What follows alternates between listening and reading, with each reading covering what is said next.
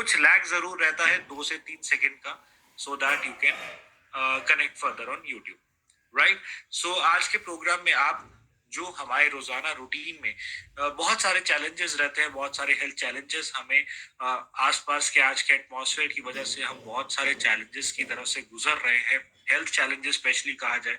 और ये जो लॉकडाउन हुआ था, ये जो महामारी है, इसकी वजह से बहुत सारी चीजों में हम अपनी स्पेस को लो कर चुके हैं। सबसे पहला इंपॉर्टेंट पॉइंट मैं ये कहूंगा, जहां पर पहले काफी सारे लोगों ने अपना एक हेल्दी रूटीन में एक्टिव करने के लिए आउटडोर फिजिकल एक्टिविटी शुरू करी थी, वहीं लॉकडाउन की वजह से आप सभी अपने घर पर थे और उस समय बहुत सारे लोगों ने अपनी फिजिकल एक्टिविटीज को इग्नोर कर दिया, जिसकी वजह से ओबेसिटी जैसे चैलेंजेस, अदर हेल्थ चैलेंजेस ने आपको होल्ड कर लिया।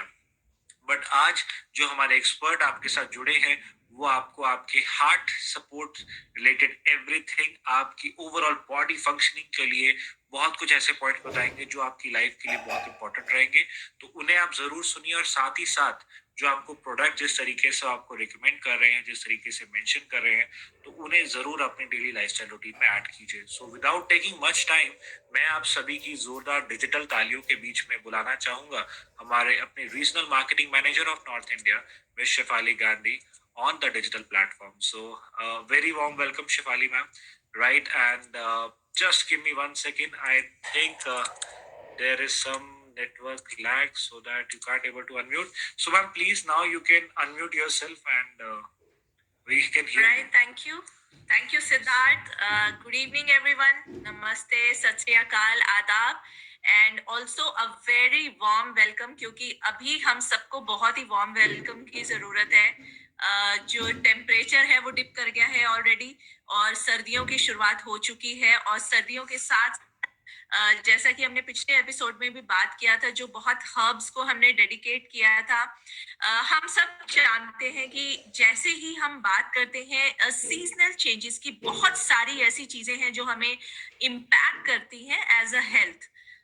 तो चाहे मैं बात करूं बढ़ती हुई इन्फेक्शंस का, फ्लू का, कफ, कोल्ड, और बहुत सारे चैलेंजेस अब दोबारा खड़े हैं। आपने देखा लोगों की इम्यूनिटी के साथ, जो पैंडेमिक सिचुएशन थी अब से 6 मंथ्स पहले, अभी भी दोबारा से अब जो है उसी मैं कहूंगी कि फेस की तरफ दोबारा से ग्लोबली हम सब लोग प्रोसीड कर रहे हैं, बिकॉज कहीं ना कहीं यहाँ पे वेदर चेंज का बहुत ज्यादा कंट्रीब्यूशन रहता है। क्योंकि जब हम बात करते हैं चेंजिंग सीजन की, डिप इन द टेम्परेचर की, बहुत सारे ऐसे इन्वायरमेंटल चेंजेस होते हैं। जैसे अभी आपने देखा होगा हाल फिलहाल में पोल्यूशन का, लोगों को सांस लेने में दिक्कत है, बहुत अनकंफर्टेबल फीलिंग है, या फिर पूरी फैमिली के हेल्थ में चैलेंजेस हैं, क्योंकि एक बार कफ, कोल्ड या फ्लू फैल जाता है तो वो पूरी फैमिली में ट्रैवल करता हुआ जाता है। एंजाइटी डिसऑर्डर्स बढ़ जाते हैं इस मौसम में बहुत ज्यादा। और ये भी देखा गया है कि हार्ट रिलेटेड प्रॉब्लम्स, अगर बात की जाए हार्ट अटैक्स की, या बहुत सारी ऐसी चीजें जो कि हमारी पूरी शारीरिक गतिविधियों से जुड़ी हुई हैं, वो सब इम्पैक्ट करती हैं, और कहीं ना कहीं नेगेटिव इम्पैक्ट ज्यादा देखा जाता है ऐसे माहौल में। So today also we welcome हमारे बहुत ही स्पेशल गेस्ट है। सितंबर में आपने इन्हें सुना था आप सबने, और बहुत ही खूबसूरती से डॉक्टर प्रमोद ने हमें बताया था कि किस तरीके से supplementation plays a very very crucial role.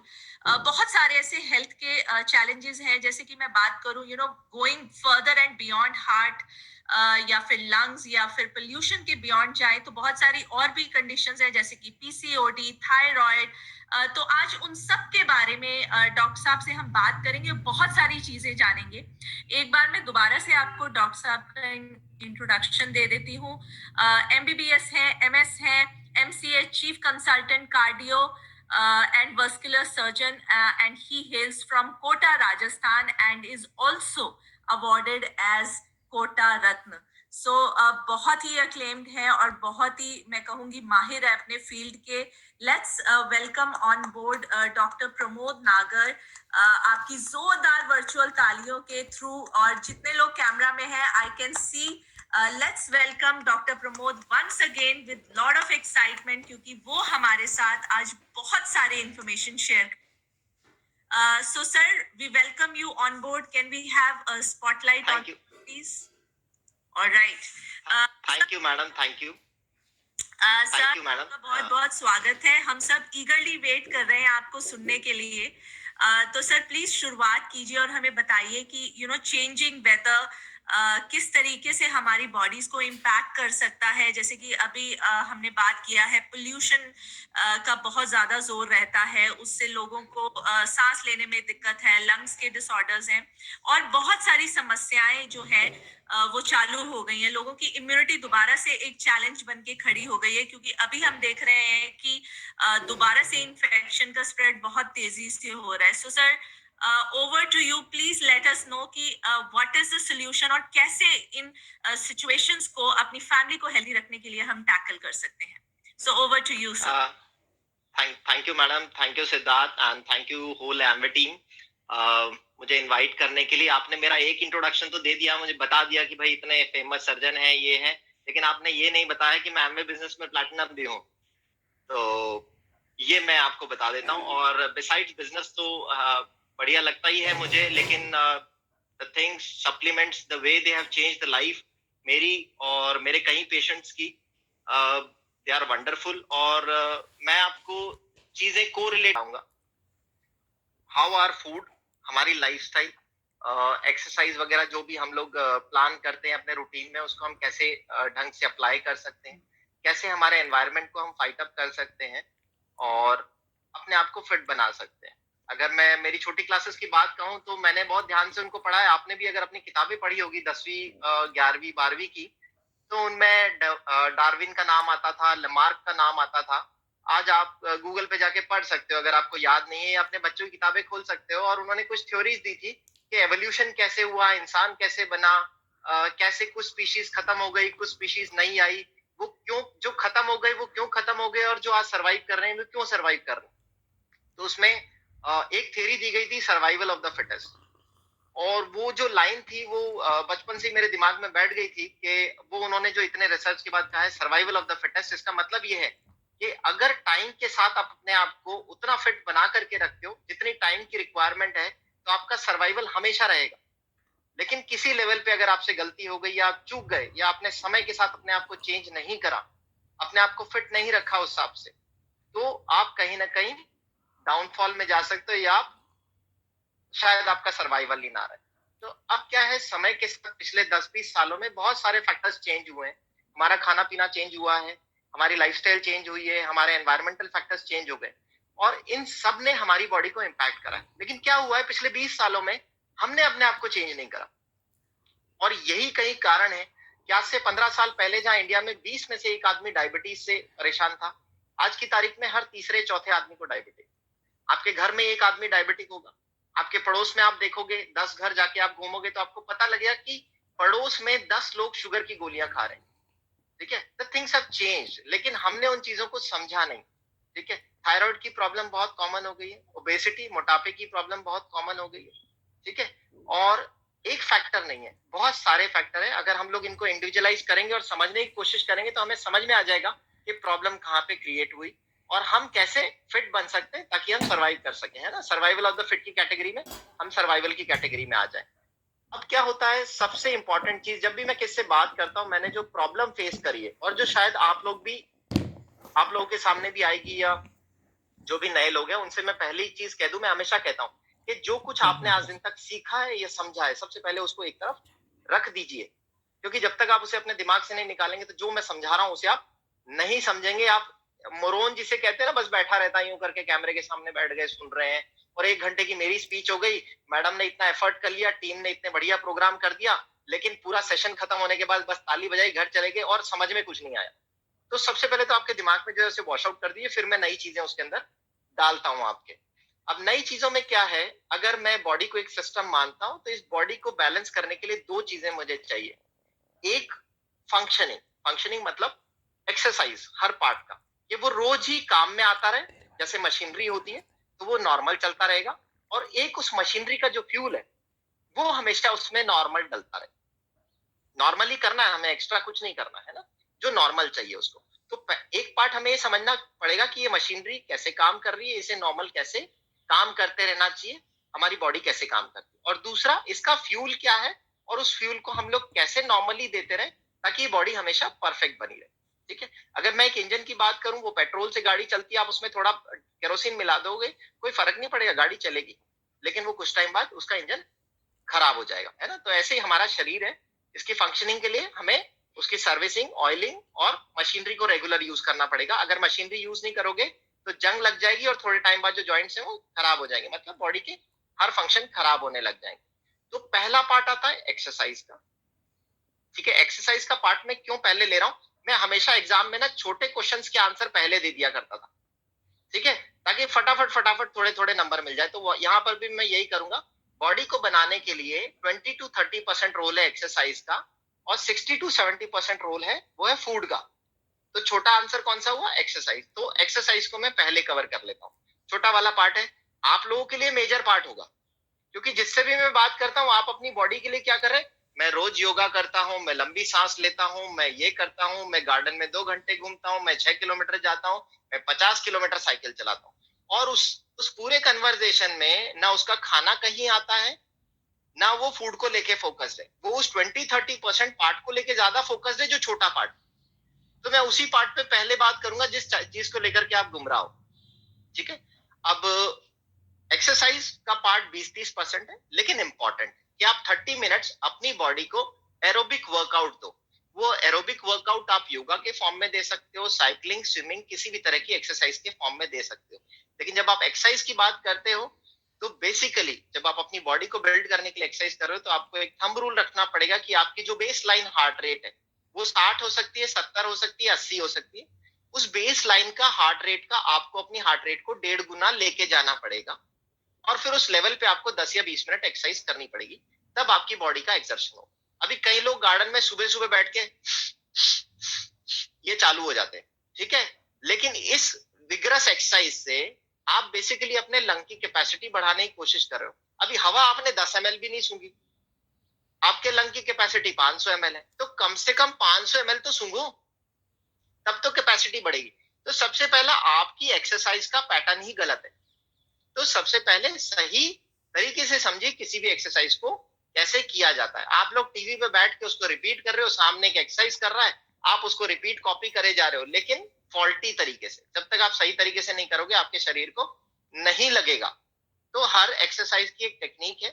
आप अनुलोम विलोम कर रहे हो तो 500 ml की टाइडल वॉल्यूम अंदर जानी चाहिए, एयर अंदर जानी चाहिए, तभी आपकी लंग कैपेसिटी इंक्रीज होगी। नहीं तो करते ही रहो, किसी दिन सांस लेते लेते सांस रुक जाएगी, पता भी नहीं लगेगा। क्योंकि कॉमन प्रॉब्लम है, मेरे से लोग आते हैं और ये बोलते हैं कि वो तो रोज एक्सरसाइज भी करता था, वो तो फिट भी रहता था, गार्डन में उसको रोज घूमते देखता था, पता नहीं क्या हुआ, कोरोना लगा, एक ही दिन में मर गया, एक ही दिन में लंग्स खराब हो गए। अरे उसने वो करा ही नहीं जो उसको चाहिए था। सो आपका भले ही 20-30% पार्ट है, बट उसे समझिए and do it perfectly. Heart rate आपकी 1.5 गुना जानी चाहिए, टाइडल वॉल्यूम आप पूरी कीजिए, हर जॉइंट की एक्सरसाइज कीजिए, ठीक है, स्ट्रेंथनिंग एक्सरसाइजेस कीजिए, स्ट्रेचिंग एक्सरसाइज कीजिए। अभी कई लोग योगासन करते हैं। योगासन कैसे करते हैं, बिस्तर में ओढ़ लेते हैं और लंबी लंबी सांसें लेते रहते हैं। आपकी बॉडी को उससे कोई बेनिफिट नहीं होता, रत्ती भर ऑक्सीजन भी एक्स्ट्रा नहीं गई आपकी बॉडी में, है ना। तो इस तरह की एक्सरसाइजेस मत कीजिए। दूसरा पार्ट फ्यूलिंग, जो इंपॉर्टेंट पार्ट है, जिसको हम कभी समझ नहीं पाते या समझना नहीं चाहते। उसके लिए WHO ने हमारी हेल्प करी हुई। कैसे हेल्प करता है, उसने गाइडलाइन सेट करी हुई है कि हमारी बॉडी को फंक्शन करने के लिए पर केजी बॉडी वेट के हिसाब से कोई भी फूड कितना चाहिए। फूड को अगर हम लोग ब्रेक करें तो बेसिकली हम लोग इसके न्यूट्रिशन कंपोनेंट्स को लेना चाहते हैं। इसमें कुछ मैक्रोन्यूट्रिएंट्स हैं, कुछ माइक्रोन्यूट्रिएंट्स हैं जो हमारी बॉडी को चाहिए, लेकिन हर कंपोनेंट चाहिए। जब तक वो हर कंपोनेंट नहीं जाएगा हमारी बॉडी प्रॉपर वे में फंक्शन नहीं कर पाएगी। मैक्रोन्यूट्रिएंट में प्रोटीन, कार्बोहाइड्रेट, फैट आते हैं। कार्बोहाइड्रेट, फैट की कोई कमी नहीं है, वो इतना मिल जाता है हमें जिसकी कोई लिमिट नहीं है। रोज पकौड़े तल लो, पूड़ी तल लो, आलू खा लो, चिप्स खा लो, सब में मिल जाएगा, ठीक है। जो मैक्रोन्यूट्रिएंट का इंपॉर्टेंट पार्ट रह जाता है वो प्रोटीन। अभी कई लोगों से जब मैं इस मैक्रोन्यूट्रिएंट की बात करता हूँ तो कहते हैं हम तो बहुत प्रोटीन खाते हैं, मैं तो नॉनवेज भी खाता हूँ, अंडे भी खाता हूँ, हमारे घर में तो चिकन भी चलते हैं, फिश भी चलते हैं, सब खाते हैं हमारे घर में। अच्छा ठीक है, घर में कोई बीमार है, थोड़ा सा मम्मी का हीमोग्लोबिन पता नहीं क्यों कम रहता है, थकान रहती है, वैसे तो कोई प्रॉब्लम नहीं है, ठीक चल रही है। पापा की शुगर कंट्रोल नहीं रहती, कभी ऊपर होती है कभी नीचे होती है, तब से चल ही रहा है। कभी डॉक्टर टैबलेट लिख देता है, कभी इंसुलिन लिख देता है। वाइफ का सिरदर्द हमेशा मेंटेन ही रहता है, पता नहीं उसके माइग्रेन की प्रॉब्लम है, खूब गोलियां खाती है पर बार बार प्रॉब्लम आती है। हम मेरी नींद थोड़ी सी डिस्टर्ब रहती है, लेकिन वो काम की वजह से दिन भर काम का स्ट्रेस इतना रहता है। माय डियर, ये सारी प्रॉब्लम्स सिम्टम है वो सारे न्यूट्रिशनल डेफिशिएंसी का, जो आप प्रॉपरली ले नहीं पा रहे। हाँ, आपके हिसाब से आप प्रोटीन पूरा ले रहे हो, पर क्या WHO के हिसाब से आप प्रोटीन पूरा ले रहे हो? नहीं, क्योंकि WHO ये कहता है कि अगर आप एक नॉर्मल आदमी हो, सेडेंटरी लाइफस्टाइल है आपका, ज्यादा बैठने का काम है, तो आप 1 ग्राम पर केजी बॉडी वेट प्रोटीन लीजिए। लेकिन अगर आप एक ग्रोइंग एज में हो, यानी कि आप एक बच्चे हो, 18 साल से कम की कैडर में हो, तो आपको 1.5 ग्राम पर केजी बॉडी वेट प्रोटीन लेना पड़ेगा। आप प्रेग्नेंट फीमेल हो तो आपको 1.5 ग्राम लेना पड़ेगा। क्यों? क्योंकि आप भले ही बेड में हो, पर 1 ग्राम आपको खुद के लिए और आधा ग्राम प्रोटीन उस बच्चे के लिए लेना पड़ेगा, जिसका वजन आपको 3 किलो करना है 9 महीने के अंदर। ठीक है, तो आप फीमेल खुद के लिए तो खा लेती है, उस बच्चे के लिए कुछ नहीं खाती, तो उसके लिए आपको देना पड़ेगा। अगर आप एथलीट हो, स्पोर्ट्समैन हो, आप जिम जाते हो, तो आपको 2 ग्राम पर केजी बॉडी वेट खाना पड़ेगा। अभी यहाँ दूसरा मिसकंसेप्शन आ जाता है कि 2 ग्राम पर केजी बॉडी वेट अगर मैं प्रोटीन लूंगा तो मेरा तो वजन बहुत बढ़ जाएगा, मैं बहुत मोटा हो जाऊंगा। वजन बढ़ता है कार्बोहाइड्रेट और फैट के स्टोरेज से, प्रोटीन के स्टोरेज से नहीं। तो प्रोटीन आप जब ऑप्टिमाइज करोगे तो आपका वेट ऑटोमेटिकली बैलेंस होने लगता है।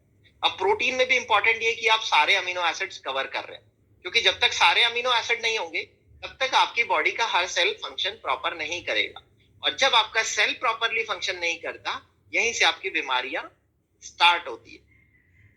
अभी तक आपको लग रहा होगा मैं ये सारी चीजें क्यों बता रहा हूँ, क्योंकि अल्टीमेटली मुझे बीमारी पे आना है, लेकिन बीमारी स्टार्ट कहां से हो रही है वो समझना पड़ेगा, तभी अपन उसको रूट कॉज से खत्म कर पाएंगे। तो बीमारी यहां से स्टार्ट हो रही है कि जहां आपके बॉडी के सेल को प्रॉपर प्रोटीन नहीं मिल पा रहा है, तो वो अपनी एंजाइम फंक्शन नॉर्मल नहीं कर सकता, अपने एंटीबॉडीज को प्रॉपर नहीं बना सकता, अपने इम्यून सिस्टम को बूस्टअप नहीं रख सकता, हार्मोन्स को प्रॉपरली नहीं बना सकता। और जब ये सारी प्रॉब्लम्स डेवलप होती है तो हो सकता है आपकी बॉडी में थायराइड हार्मोन कम बनने लग जाए, इंसुलिन कम बनने लग जाए, आपके ग्लैंड्स में से कोई हार्मोन कम बनने लग, आपकी ग्रोथ अफेक्टेड हो, आपके बच्चे की ग्रोथ अफेक्टेड हो, आपके बॉडी का सिस्टम डाउन हो सकता है। सिम्टम क्या आएंगे? इनिशियल स्टेज में आपको कोई बीमारी नहीं लगेगी, ऐसा नहीं कि आप पहले दिन में डायबिटिक हो जाएंगे इंसुलिन कम होने से, या पहले दिन में ही आपको थायराइड की प्रॉब्लम हो जाएगी थायरॉक्सिन कम होने की वजह। ये सब अमीनो एसिड है, सब प्रोटीन से बने हुए हैं, इनसे पहले दिन प्रॉब्लम नहीं होगी। शुरुआती प्रॉब्लम्स थकान होना, सिर दर्द रहना, सिर भारी होना, ठीक है, पैरों में सूजन आना, हीमोग्लोबिन चाह कर भी कितनी भी गोलियां खा करके जो आपका डॉक्टर लिख रहा है हीमोग्लोबिन मेंटेन नहीं कर पाना, गैस बार बार बनना, खाना नहीं पचना, ये सारी प्रॉब्लम्स एक सिंपल से प्रोटीन की क्वांटिटी को बैलेंस करने से ठीक हो सकती। ठीक है, तो हम सबसे पहले समझें कि इसका रोल क्या है हमारी बॉडी में, और फिर हम क्वांटिटी, राइट क्वांटिटी में इसको, ये हमारे मेजर कंपोनेंट हो गए। ठीक है, मैक्रोन्यूट्रिएंट। अब इस मैक्रोन्यूट्रिएंट में एक पार्ट है जो हमारी डाइट में बहुत ज्यादा यूज होता है, वो है फैट्स, लेकिन वो हम लोग गलत तरीके से लेते हैं। अगर आप फैट्स के बारे में जानेंगे तो ऐसा नहीं है, क्योंकि मैंने बहुत सारे देखा है, कॉमन प्रॉब्लम है जब भी पेशेंट कोई होता है कार्डियक प्रॉब्लम का होता है, तो मैंने कॉमन प्रॉब्लम देखी है, वो या तो उसका डॉक्टर बंद करवा देता है या खुद बंद कर देता है कि तेल घी बिल्कुल ही बंद कर दो। फैट्स हमारी बॉडी को चाहिए, लेकिन आपको क्वांटिटी समझनी पड़ेगी और समझना पड़ेगा कि किस टाइप का फैट हमें चाहिए। आपकी मम्मी जब आप छोटे होंगे तो कहती होगी बेटा 5 बादाम रोज खाया कर, इससे दिमाग तेज होता है। उस दिमाग में क्या भरा हुआ है? आपके ओमेगा 3 भरा हुआ है। ओमेगा 3 हमारी बॉडी के फंक्शनिंग के लिए इंपॉर्टेंट है, आपके ब्रेन फॉर्मेशन, आपके बच्चे के ब्रेन फॉर्मेशन के लिए, ठीक है, आपके बॉडी के इन्फ्लेमेटरी प्रोसेस को खत्म करने के लिए, आपके हार्ट की फंक्शनिंग को अच्छा रखने के लिए, आपके ब्लड वेसल्स के सर्कुलेशन को अच्छा रखने के लिए, आपके बॉडी के सारे हार्मोन्स को बैलेंस करने के लिए, क्योंकि ओमेगा 3 का एक पार्ट हार्मोन्स को भी बनाता है। ठीक है, फीमेल हार्मोन्स, मेल हार्मोन्स, इन सबको बैलेंस करने के लिए आपको चाहिए ओमेगा 3, जो हमारी डाइट में बहुत कम रहता है। तो ये ओमेगा 3 जो है आपको कुछ फूड्स में मिलता है, इनमें वॉलनट्स में, बादाम में, अलसी में, इनमें मिलता है। लेकिन बात ये है कि इनमें कुछ और फैट्स भी होते हैं जिनको बैलेंस करने में ओमेगा 3 खत्म हो जाता है, क्योंकि एक रेशियो चाहिए होता है बॉडी में ओमेगा 3 का और ओमेगा 6 का, और वो रेशियो होना चाहिए 6:1 का रेशियो, तो आपको वो बैलेंस करना पड़ेगा। ठीक है, अब आप 5 बादाम खा करके आप सोचो कि मुझे ओमेगा 6 मिल गया, मेरा दिमाग तेज हो जाएगा, तो आपको कम से कम इतनी बादाम खानी पड़ेगी कि आपका जो दिमाग है उसके अंदर भर सको रोज। आपको खोपड़ी खोलनी पड़ेगी, उसमें बादाम भरनी पड़ेगी, कम से कम 100-150 बादाम आएगी।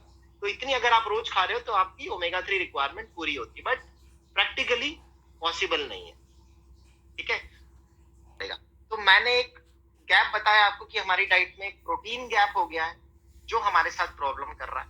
फैट के अंदर एक ओमेगा 3 का गैप हो गया है जो हमें प्रॉब्लम कर रहा है। और तीसरी चीज आती है माइक्रोन्यूट्रिएंट्स, जो कि है हमारे मिनरल्स और विटामिन्स, जो कि हमारी बॉडी के इंपॉर्टेंट कंपोनेंट है। कहां से मिलते हैं ये? हमें मिलते हैं फ्रूट्स और वेजिटेबल्स। हम लोग इसीलिए सब्जियां खाते हैं। पहले के जमाने में ट्रेंड था, लोग कच्ची सब्जियां बहुत खाया करते थे। किसान खेत में जाता था, वहीं तोड़ के खा लेता था। हमारे घर पे भी आती थी, आस पड़ोस के खेत से आ जाती थी, कोई गांव से आता था वो रख देता था। सब्जी मंडी में भी आती थी, तो उस टाइम पे ट्रांसपोर्टेशन सिस्टम इतना अच्छा नहीं था 20 साल पहले, कि लोकल बाजार में आने वाली जो ट्रैवलिंग टाइम होता था सब्जी का, वो 6 से 8 घंटे का होता था। और फ्रेश सब्जी होती थी जिनका मिनरल और न्यूट्रिएंट कंपोनेंट और ऑक्सीडेंट कंपोनेंट जो है वो 100% हुआ करता था ऑलमोस्ट। लेकिन आज की डेट में मैं कोटा में बैठा हूं तो इंदौर से कद्दू आ रहे हैं, और दिल्ली से कोई और सब्जी आ रही है, और पता नहीं कहाँ केरला से कोई और फ्रूट आ रहा है। तो उसका ट्रैवलिंग टाइम इतना होता है कि जब तक वो मेरे पास पहुंचता है डीप रेफ्रिजरेशन में होके, उसके सारे कंपोनेंट्स खत्म हो जाते हैं। इसीलिए गवर्नमेंट कहती है कि अगर आपके बच्चे को दस्त लगे तो जिंक की गोली दो। ऐड रोज सुनता हूं मैं, बच्चे को दस्त लगे जिंक की गोली, ORS के साथ जिंक की गोली। समझ में नहीं आता। लेकिन प्रॉब्लम कहाँ पे हो गई? प्रॉब्लम ये हो गई कि आज की डेट में जो हम फ्रूट्स और वेजिटेबल्स खा रहे हैं, या तो हमारी कुकिंग हैबिट्स गलत हो गई, हम उन्हें इतना जला देते हैं, तलते हैं ना हम लोग, फ्राई कर देते हैं, तो वो सारे विटामिन मिनरल सब तल जाते हैं, उसके साथ ही जल जाते हैं। तो उनको हम लोग खा रहे हैं। फूड का ट्रैवलिंग टाइम इतना है कि उसमें ऑक्सीडेंट्स खत्म हो गए, मिनरल और विटामिन का कंटेंट खत्म हो गया, तो वो भी हमें पूरा नहीं मिल पा रहा। अभी आपको दिखेगा नहीं, है ना? कैसे देखो? फ्रूट में विटामिन मिनरल उसको काट के दिखता तो है नहीं, और शरीर में भी जाएगा तो कैसे देखो? काट के तो देखोगे नहीं खुद को कि भाई इसमें है कि